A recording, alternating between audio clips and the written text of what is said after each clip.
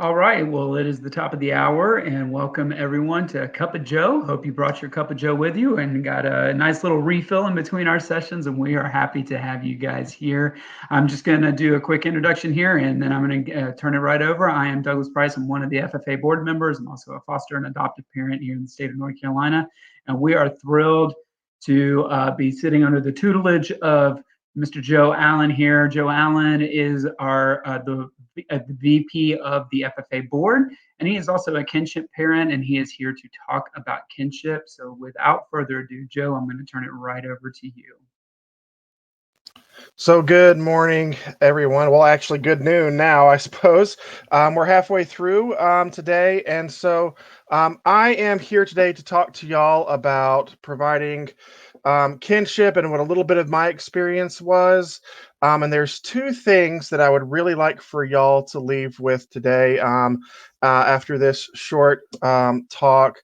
And one is that kinship is a process, and that and one of my other major topics is shared parenting within kinship and how it might differ from fostering as well, or licensed foster parents, because I've done a little bit of both. And I'd like to lead off. I hope everyone is familiar with the famous John Lennon.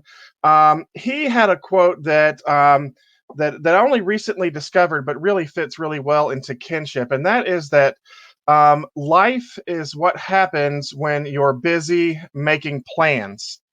Does anybody make plans and it always goes like according to plan? I became a kinship provider, or well, we had the decision to make a kinship provider more than 6 years ago. And we were lucky in the sense that when we made the decision to become kinship, I don't mean lucky that the boys came into care. I just mean lucky for the opportunity to provide care for my family. My two nephews, Jonathan and Caleb, they do give me permission to share about their story. My sister lost custody of them. It was almost 7 years ago now. And we had about 6 months to make the decision. Texas got in touch with us early on. They're like, this is where we're going with the case, and we want to do the home study. I just happened to have been a social worker too. And so I was familiar with the vernacular and the local terms. Their wording was a little bit different. But it was really a process. And I really I enjoyed it for the most part. And except to say that sometimes social workers are hard to work with, and that's a process too. And it was a process that, even though I was a social worker, was still challenging in working with another state's system.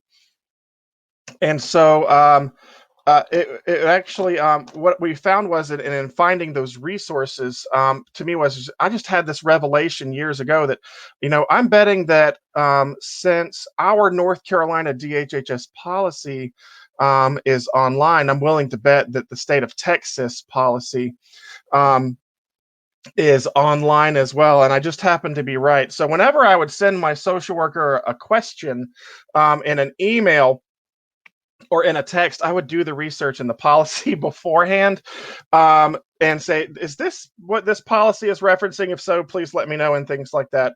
Um, it also taught me a lot about being a social worker, but that's not the point where I'm trying to go here. But with kinship, my two boys came into care. My sister lost custody of them April of 7 years ago now, and they came to live with us in August of the uh, 2000. Wow, it's been a hot minute. I'm so sorry. 6 years ago, so 2015. Um, and it was quite the process, but the process leading up to it, I'm not just talking about the process of them coming into our home, but the process of us making a decision with kinship was a very difficult one. Your gut reaction is often, yeah, this is my family, I want to take care of them, and I'm also married. It was my wife as well that we had to get into that decision making process. um, and when we were talking about this over several months. We had a biological daughter. Her name is Hannah. She was 3 years old at the time. And, how is this going to weigh on, and how is Hannah going to handle this transition? How is our family going to handle this transition? Are we going to be able to afford that? And that might sound heartless, but and it costs money to take care of kids, and you want to be able to provide for their needs. And so that's one of the questions that we have to ask ourselves as we're going through as well. And one of the biggest hurdles that we had to get through together as a family, with our centric family, was the kind of different messages that we were getting from our different families. So her parents and my parents, and my grandmother. She's still alive and well. And my family was pretty pushy in that decision, and I'm pretty candid about this conversation, and they know I am. Um, they were pretty pushy. They were like, we really want you to do this, really, really want you to do this. And then we had her family as well saying, well, have y'all checked in with this? Is this something that y'all can really do? My wife does have some anxiety things going on. And are y'all going to be able to manage that? And that was one of the things that we really had to discuss and talk about within ourselves. Is this something that we can handle? Can we meet our needs and meet their needs? Because we have to be able to meet our own needs before we can really start effectively meeting the needs of others, particularly the needs of foster youth when they're coming into our home. And so that's one of the things that we had to really visit internally. In the end, we did make the decision to bring them on. We let the social worker know. And one of the things that I want y'all to leave with this in this point of the process too is advocacy. It wasn't just advocacy for my family, but it was also advocacy for the boys. I just happened to have that experience as a social worker and training in being an advocate. And I have to say that through the process of becoming kinship parents and taking that on, I have to say that it was a really frustrating process, even knowing what it was. Um, and I couldn't have imagined, and in retrospect and thinking back, it really is a difficult time for kinship parents, because they're trying to figure this out. They've made the decision; they're trying to figure it out internally. But then, what supports do they need in addition to the kids? I remember one of the things we did in Texas was a little bit reluctant because of the cost, but we said we need some transition visits. And Texas is pretty far away, right, from Western North Carolina. It's about 1,200 miles. Um, and we advocated for them to make sure that they had the ability to fly them out here for at least two visits, a week long each, before they were able to come. Um, and they were able to do that. Now that's not always possible. Um, but it's just an example of how we can be advocates for the children that are coming into our care. We did choose to become licensed foster parent through this process.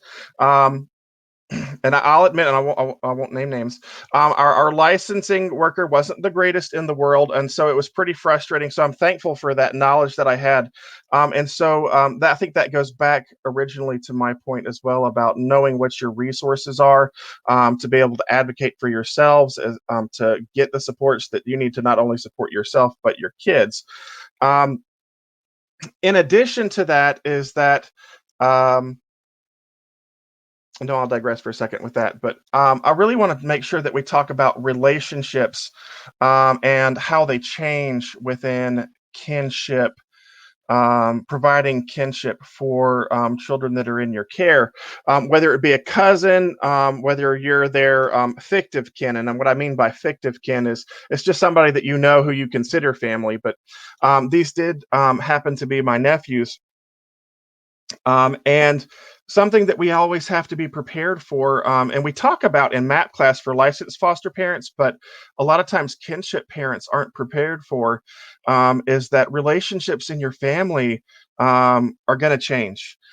So they change some in the process of decision making. We had my family saying do this, and we had her family saying, I don't know. Are y'all okay? Will y'all be okay? And I wouldn't say that it caused strife within the family, but it certainly changed those roles. Like, I became, I went from just being a brother to my sister to being a permanent caretaker for her children. And with that came a lot of changes within our relationship. I became the mediator and moderator between her and my boys, and her boys. They were her children, of course. Um, excuse me. I also, um, yeah, and that was one of the biggest changes. But in addition to that, the relationships with my mother and grandmother changed to the effect of is that they definitely supported us, but they also had a granddaughter and daughter that had needs to be met as well within meeting those. But with my sister, we were very close growing up. We were actually Irish twins. I don't know if anybody in here is familiar with this. Um, but we were actually born 10 months and 3 weeks apart. She was born in January of 81, and I was born in December of 81. So we were very, very close growing up. Um, Not even a whole year apart. So we were only the same age for about 3 or 4 weeks. Kate Norrock says she has Irish twins, 11 and 12.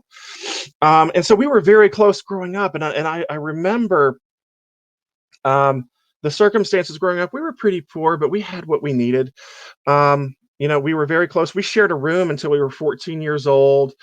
Stephanie Roth, Irish twin. Awesome. um, and so we shared a room until she was 14 years old, when she was asked to leave the home because her behaviors, by my parents, her behaviors were such that she couldn't expect the same out of me. And so even then, when she lived with friends, she lived with a friend of hers until she finished high school. But we were very close. We were always very supportive of each other. And when this came about, it became a much different role. It became about meeting.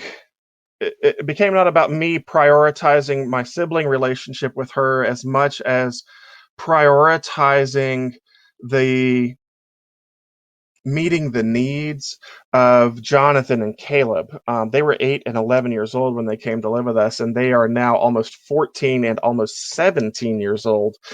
And so that has changed over the years through process. And so when she was also incarcerated. I don't know how many of y'all were in the incarcerated parent webinar this morning, or presentation this morning, but Melissa does a wonderful job. I love it. And I experienced a lot of those. Um, and those some of those similar things, and shared parenting changed quite a bit. And I've actually noticed a huge difference in shared parenting between with kinship and fostering because of the relationship that I had. I already had a connection with my sister Liesel, Lizel. And if anybody's curious, yes, that does come from the movie The Sound of Music. It's one of my least favorite movies. She made me watch it all the time when I was a kid. um, but I remember doing shared parenting with her. I taught it. I actually teach shared parenting for the state. I train social workers for a living, and um, man, putting my mouth where the rubber meets the road was really different with Liesel than in fostering, because we fostered as well. Um, One of the biggest things that we I won't want to say struggle with, but that we really had to think about is, how is this meeting the needs of the boys? How are my feelings about what my sister has and hasn't done to protect the kids affecting my decision? And is it really clouding any judgment in meeting the best interest and the needs of the boys and maintaining a relationship with their mother? And the answer at first was yes, yes. It kind of was. I was mad at Liesel. Has anybody ever gotten mad at your sibling or a significant other for something? I was really mad about the drug abuse. I was really mad at her husband with the domestic violence. I'm not victimizing my sister on that. We never victimize the victim with that.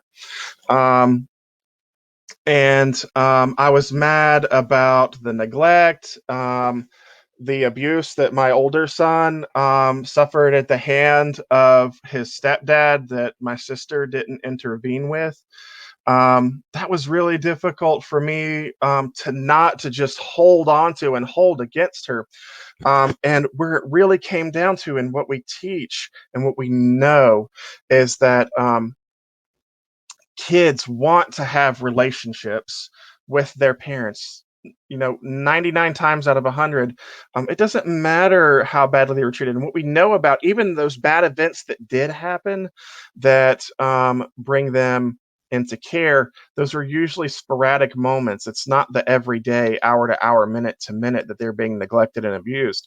But what we know is that those relationships are enduring.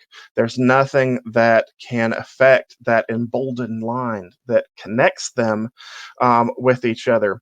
And so I actually struggled with it. I knew this. I taught this. I did it with foster parents. I told kinship parents, you have to do shared parenting. But I didn't know what it was until I experienced it myself with her and her husband. Um, and so um, we were able to do that. We actually have 3 life books for the boys. We have one with pictures. We have one with their adoption decrees, all the paperwork, the important paperwork, Social Security cards, birth certificates, and then we have another one that, thank God for my wife. I had the idea, and she has the organizational skills to put it to fruition. And we created a life book for them with that. That's absolutely right, Lisa. I couldn't have said that better myself.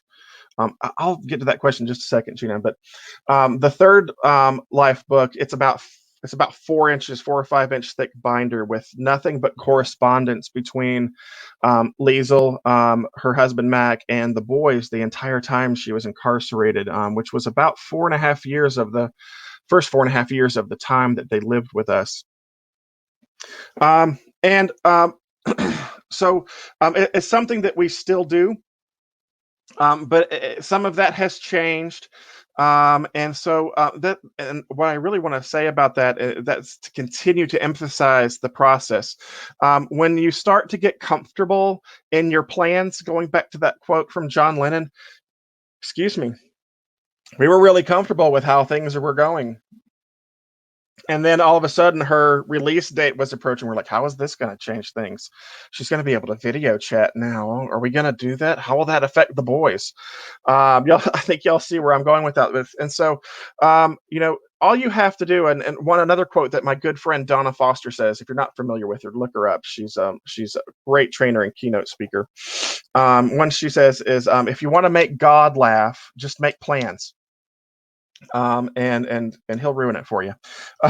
Blessedly so, though. So Gina says, as a trainer, how do you feel about co-training with family partners to bring the family voice? Gina, I don't know if you're a professional yourself, but I absolutely highly encourage all trainers. I actually train TIPS MAP for the state, and I highly encourage you to include resource parents, those that have experience. And I will emphasize positive experiences in shared parenting to co-train those. And actually, once the state comes back with shared parenting, I only got 5 minutes left, guys, so I'll be quick. But one of the things that I know that the state does was we offered a shared parenting course. Now, it's not currently live yet because of COVID, but it's coming back. And anybody who is a licensed foster parent or a trainer of MAP can take that training and get the curricula to be able to train that as continuing ed trainings for other parents as well. Michelle Calvert says, I'm a trainer and I have the good fortune of partnering with Kinship Caregiver Training with a co-facilitator with lived experiences several times and have found out it makes all the difference. Can I just say amen, Michelle? Absolutely. So some things that I want to cover too is we talked about shared parenting. We talked about the process. Um, I want to talk about for a moment, about what the state can offer. Now, currently, and it's coming, but it's not quite yet. There is a curriculum that shared parenting is difficult at times. But let me tell you about that, Wendy. I train shared parenting with both social workers and resource parents. And a lot of the times, the challenge is with um, I don't want to get into that because actually our Steve is going to be covering more about that in his share parenting piece. But it is very good. But it can be something as small as sending a letter. It can be something as small as exchanging a journal back and forth to give updates. But you're right. It has to become practice, Wendy. And practice never makes perfect. I always say that practice makes better. So definitely do that. Um, I would like to end on a positive note. And that is this.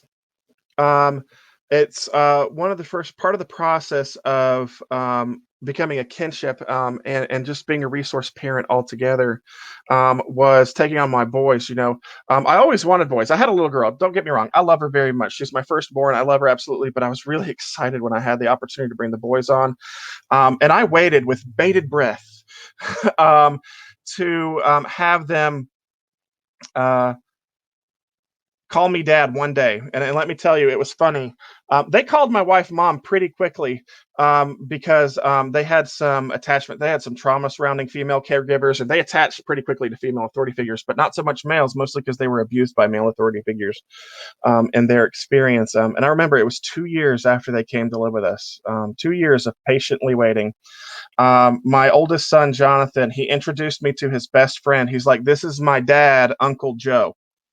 Um, and um, it's funny because even now, sometimes both of them they'll call me Uncle Dad or Dad Joe or something to that effect. I know it sounds awkward, but I absolutely love it. And I had to watch my O face, like, no, I couldn't do that. I had to check in with myself. I didn't want to draw too much attention to it because I didn't want them to clam up. I wanted to keep doing it. Um, but that's when I really knew that process, that tough, hard first year and a half of learning to live with other kids and learning how to parent other kids that didn't belong to me, um, really made that process really, really made that process worth it. And so if you're a licensed foster parent in here, if you're a social worker or a professional in here, um, I only have one final thought, and that is give your kinship folks the attention that they need, even when they're not saying it. Because trust me, they need it. Um, Thank you for your time. Joe, thank you so much for your time as well. We greatly appreciate you lending that voice to the role of kinship parenting, and we really appreciate all that you've shared with us today. For those of you who are still on here, we just want to remind you that Fostering Family Alliance, we're always looking for volunteers. So if you want more information on that, you can just shoot us an email over at info@ffa-nc.org, and we'll be happy to talk to you. Or if you need more resources or you need us a direction on how to get more resources on things like kinship parenting or anything else that you've heard today, feel free to reach out to us. And that concludes our session here, and we are getting prepared to walk into our next sessions, which I believe, let me double check before I speak too soon, start at 12:45. Yes, I wanted to make sure I had the right time, 12:45, so you guys have a little bit of a lunch break. Again, thank you guys for being here, and we'll see y'all soon.